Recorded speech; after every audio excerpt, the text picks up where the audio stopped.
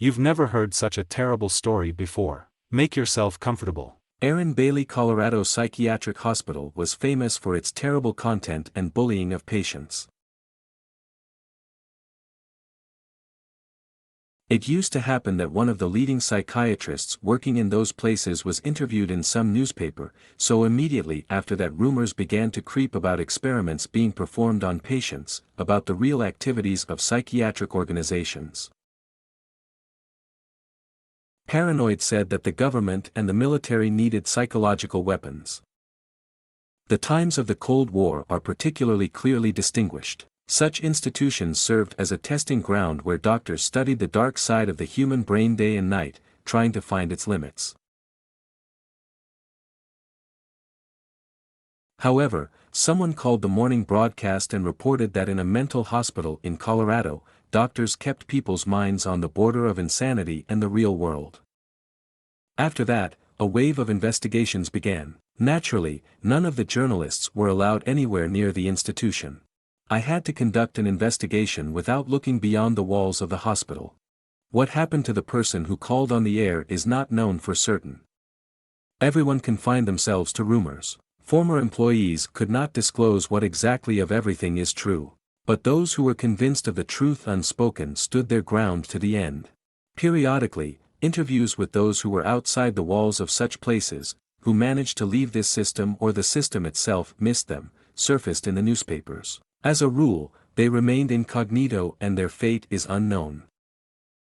They reported that behind thick walls, under the pretext of mental hospitals, undisclosed experiments were carried out that destroyed the entire personality of a person. Hidden areas of neurosurgery, lobotomy. People were obsessed with it. Those whose relatives ended up in such institutions, and then they were informed that their loved one had died, claimed that they had been lied to. People were hidden there, they lived there for decades, endured all the pain. Whole communities appeared who believed in it. They claimed that such experiments had been conducted since the 40s of the last century and ended only at the end of the 80s. Whether this was true and whether these methods were used for military purposes, no one has found out. The government kept silent on this topic, offered to forget it like a terrible dream. But the one who still managed to visit there, and is still alive and retains a certain sanity, says that it was the most terrible place on earth. The place where they opened your skull and dug into your brains, beat you with electricity, driving you crazy. They tried to control the human mind, mixing reality with the sick world, studying every millimeter of the human brain. Patients who were particularly unlucky turned from people into something that resembled them. But it wasn't them. It's hard to say exactly what they felt, if at all. Perhaps only a shell remained of them. The body was there is no awareness for a long time. The most unbearable torture is psychological. When you feel pain from the inside, your every thought brings suffering, and nothing can be done. Eternal pain. Maybe those patients were vegetables outwardly, but inside they could keep this eternal pain, waiting until their brain completely stopped functioning. Nick and I have been traveling for a long time.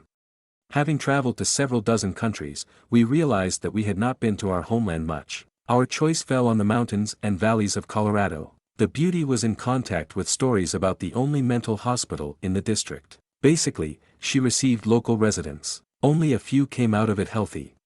Now, 30 years later, it is closed, located in the wilderness, where there is no road anymore and it has not been indicated on maps for a long time. In a small town nearby, there are still residents who have been observed there for some time.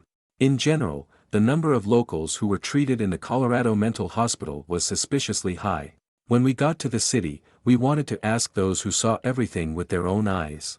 There were several old people in the city who have survived to this day. Their condition left much to be desired. They were looked after in a nursing home. They were exhausted, shaking, and the dialogue with them turned out to be insignificant. But we were able to isolate something from these conversations. One of the old men said that the military of the 80s had put some kind of substance in the cereals, because of which people's minds were clouded and they were taken to a local mental hospital. He found out because he was in the military until he was locked up in a mental hospital. There we met an elderly man. His name was Clark. He was a security guard in that place and sometimes he could get wind of something. Several times he gave interviews to newspapers. He had something to tell us. One night 3 lunatics were brought to us. Complete lunatics. They broke out, rushed at the staff. Then the nurses looked at each other strangely and loaded the new patients into a freight elevator going to the upper floors. Special staff worked there. Ordinary workers were not allowed there. It was strictly forbidden to go up to the floors above the second. At night there were screams coming from there, no one came down from there. Patients attached to a wheelchair were placed in an elevator and sent upstairs. So, one day the elevator went down, one of the patients got out of it, bloodied. His skull was open. He ran up to me and started begging me to save him. I saw his brain, to which small screws were attached. His pupils widened and then narrowed in 1 second. People dressed in white ran out of the elevator, dragged him back into the elevator and took him upstairs. I didn't see any of the new arrivals that night anymore. Clark has been wheelchair-bound since he retired. He thinks it was for a reason. In one of the bars of the city, we dedicated Luis. He owned landfills all over the county, and he had access to the territories of the mental hospital as a municipal employee. For a trifling payment, he agreed to take us behind the wall of the hospital territory, where we would spend the whole night. The last time this happened was on an abandoned ship in Vietnam. There we spent 2 nights on the decaying court. We were attracted by a strange howl coming from nowhere. But as a result, we did not find the reason, and at the end of the second night we decided to leave here with pride. This mental hospital was a challenge, something really worthwhile. We drove off the main road in a shaking truck. The forest gradually thickened, surrounding us with its clawed branches. We passed the first fence, followed by the second. There were signs everywhere forbidding outsiders to enter here. A moss-covered, rotting building appeared on the horizon. To my surprise, maybe we didn't need Lewis's services, since no one could stop our attempt to get here. A rounded courtyard where cars with patients drove in. From here they were taken and brought into the building. Concrete steps, large doors, 4 floors, 4 wings. A long corridor connected the ward from one wing to the other. The main hall is met by a staircase to the upper floors, blocked by an iron barrier. The elevator, which must be possible to start, but I still did not dare to ride it. Most of the things remained in place. Immediately at the entrance on the right I saw a photo of the staff, black and white. It depicted nurses in white coats against the background of the hospital. They were all smiling broadly. Creepy photo. Of course, we won't find any important documents here. There were only some reception records left over from the last few days, dust clogged the throat, and furniture, iron beds in the wards, armchairs, wheelchairs and everything like that. Everything that was not valuable was not taken out of here. And there weren't even looters here. According to Lewis, only teenagers dare to invent ships, who run away from here with horror as soon as the sun has risen over the horizon. It's not like sneaking into an abandoned store. You can get lost inside the building itself. In the central corridors, where light does not pass even during the day, it is dark, the lamps have long been knocked out or do not work. Thousands of boards, in the corridor loops, bifurcates, converge. A grate was knocked out on one of the stairs, and the 3 of us were able to climb to the 2nd floor. There was a free path from there and it was also higher. There was nothing that stood out here. The same wards, beds, behind the calculated windows, doctors' offices. Everything remains as it was 30 years ago. Creepy atmosphere. It seemed that now a doctor would pass here and life would return to its normal course, patients would appear, nurses would serve them. Only its dust and on all surfaces and disorder betrayed the death of this place.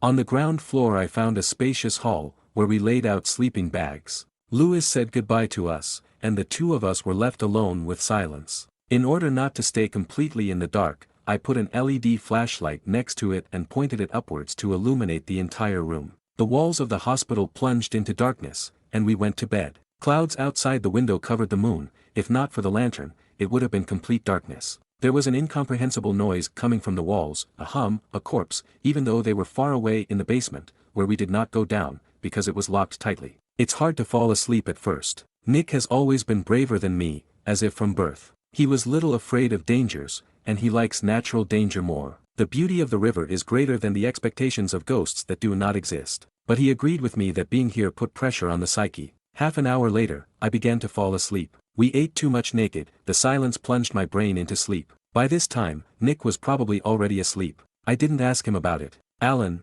wake up. Do you hear?" Nick woke me up. "What happened?" I asked. "Someone is walking on the second floor." I listened. Indeed, then under the boot made soot fall from the ceiling. The footsteps were from one corner of the room to the other, and then began to recede. The first thing that came to my mind and that I asked, wasn't it Lewis? What if he decided to make fun of us? We know the background of this place. But this thought somehow disappeared when I finally realized after a dream where we were. Meanwhile, it was 1 o'clock in the morning. After exchanging glances and without saying a word, we both went upstairs to where presumably someone was. I illuminated the corridors with a powerful flashlight beam. The rays were lost in their infinity. White specks of dust swirled everywhere. Nobody. The same hall we were in. Dusty chairs standing in a circle. I looked around the corners to be sure. Promptly bypassed the nearest rooms of no one. Apart from our flashlight, there is no light source. Here you can get lost during the day. What can we say about the dark night? The walls stretched away into the darkness. This branching scared me. The darkness seems to have created a maze in order to frighten such brave souls as us. There are already other photos of nurses. We didn't know what to think. Is someone kidding us? Finding no one, we went down and waited. I was ready to take off and run upstairs at the slightest noise, just to catch the scoundrel. But nothing happened. As soon as I lay down and closed my eyes, the footsteps immediately resumed. It took me a second to realize. I jumped up, looked at Nick. He was filled with fear just like me. We climbed the stairs, collecting years of dust on our shoes. No one, not even a trace left. There was definitely someone here. "Come out now," I shouted. The exclamation galloped through the entire mental hospital. "Alan, let's just go." Well, no.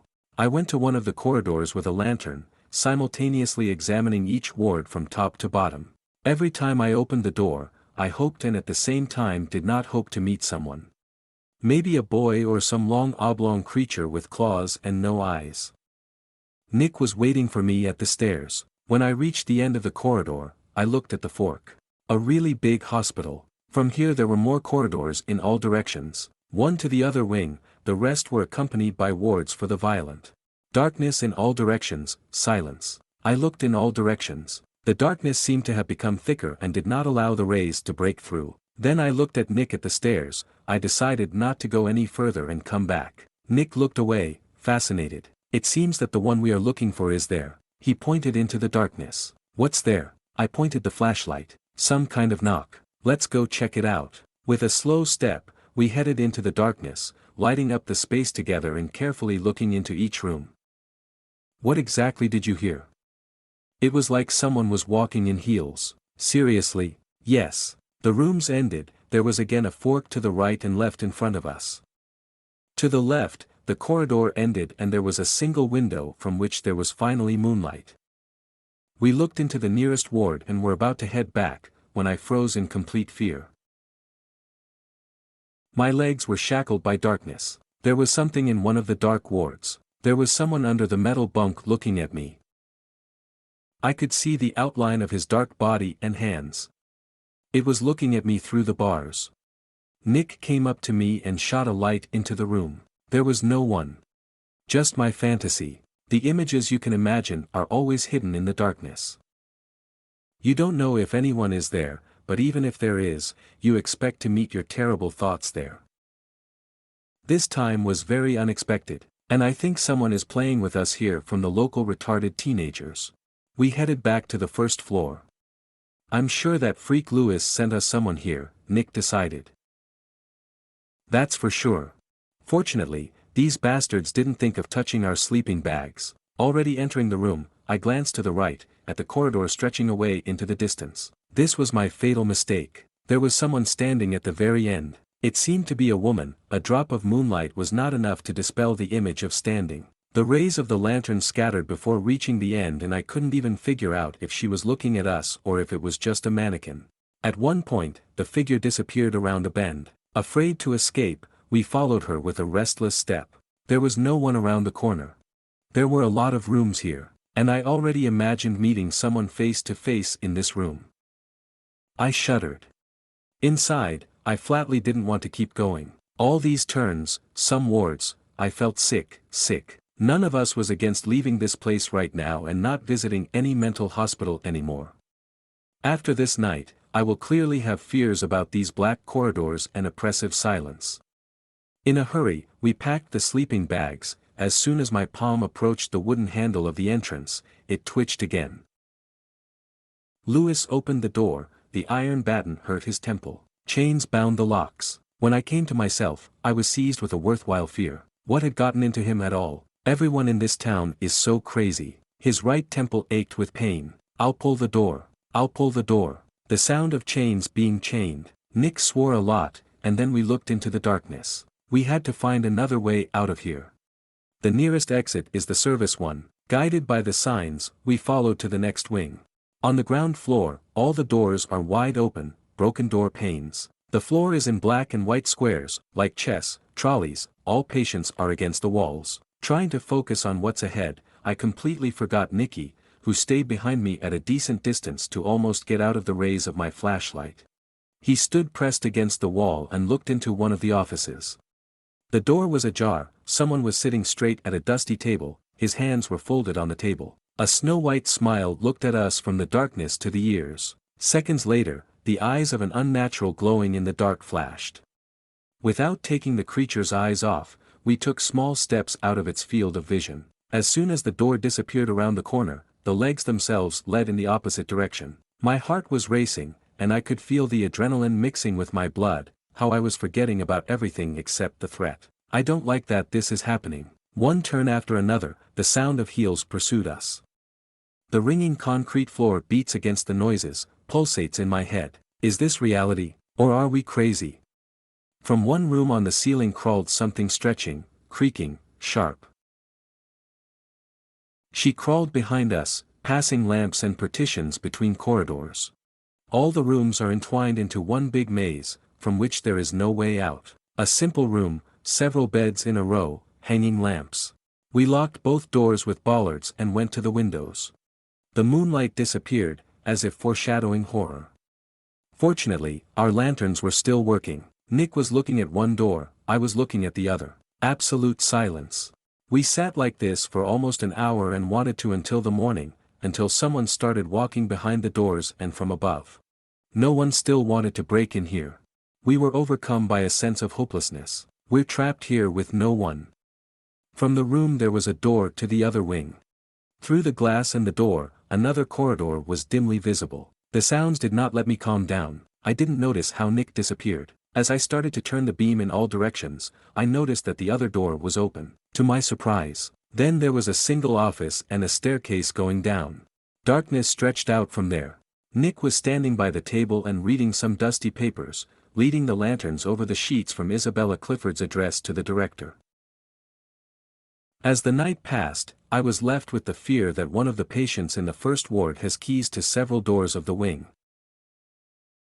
I want to report my concerns about the safety of the workers here. You can't ignore the same messages from others. Sister Jennifer reports that one of the patients did not communicate in his own voice, which resembled something out of the ordinary. Dr. Carlos Bargeman, please take into account all these concerns. I was standing in front of the steps going down. We're on the ground floor. Nick was distracted from the papers. The elevator does not go up, but down. Clar was wrong. The railing led straight to hell. Perhaps there is a result of the monstrous long-term tortures of the patient in the clinic down there, then the result of what happened here earlier is happening to us. How much pain can the human brain withstand? How many people died here? How many minds have faded away? Maybe hundreds, maybe thousands. I was standing in front of large surgical tables. A man was tied up in front of me. He was repeatedly electrocuted. There was a screen above it that shows the hell what? Something psychedelic.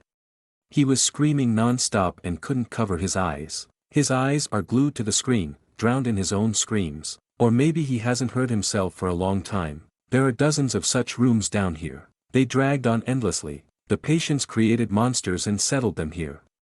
Their broken minds have created something that defies explanation. I heard a familiar voice. It was Lewis shouting. I did as you asked. I brought them.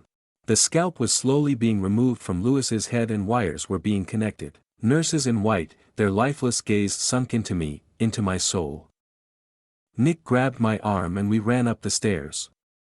I don't remember coming down here. They were already waiting for us upstairs. Dressed in white, they stood with their backs to us. And suddenly she arched her back, looking at us from under her brows. The nurse's neck twisted monstrously. Darkness. I feel a layer of dust on the floor with my hand. I do not know where Nick is. I can't find the flashlight. The door creaked. Something ran very close. My own deep sighs frightened me.